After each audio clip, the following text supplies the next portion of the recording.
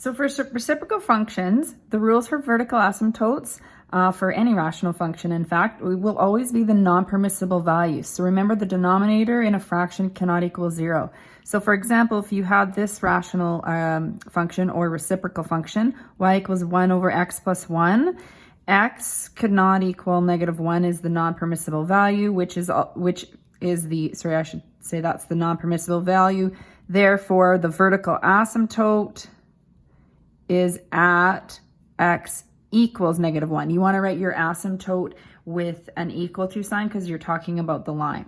So if you wanted to look at, this is number 2 here, if you wanted to look at the second example, the vertical asymptote would be the non-permissible value, so x would equal 3 over 2. So that's where your vertical asymptote would be. For a horizontal asymptote, for reciprocal functions, which we have learned previously, so that's anything with y equals 1 over the f of x graph. The horizontal asymptote is always at y equals 0. Now that's before we would apply any translations in terms of transformations. That means if we shift it up or down, of course, that would move the horizontal asymptote, which we will be looking at. We'll also be looking at some more rules for horizontal asymptotes so that when we have a variable in the numerator, we can recognize where the horizontal asymptote will be. So let's recall the steps in graphing reciprocal functions.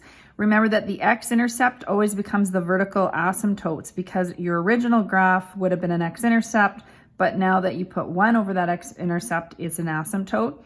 The y-coordinates of plus or minus 1 remain the same because the reciprocal of plus or minus 1 is still the same, so those are called invariant points.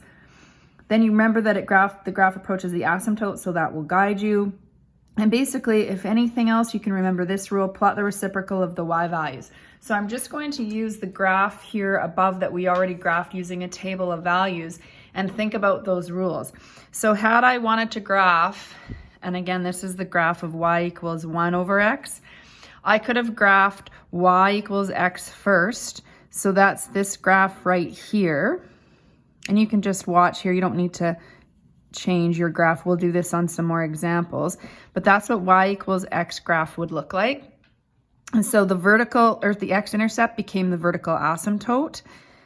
The point 1 at y equals 1 remained the same. The point at -1 remained the same. And then I took the reciprocal of the y values. So where y equals 2, so that's where 2 on the y-axis is, reciprocal 2 was 1/2. Reciprocal of 3 is 1/3. This would have been, 4 would have become 1/4.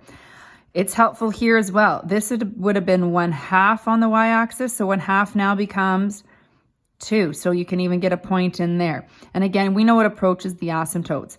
Same is true here. -2 became -1/2. -1/2 became -2. So that's the strategy we can use moving forward, and then we can apply that to any shaped graph.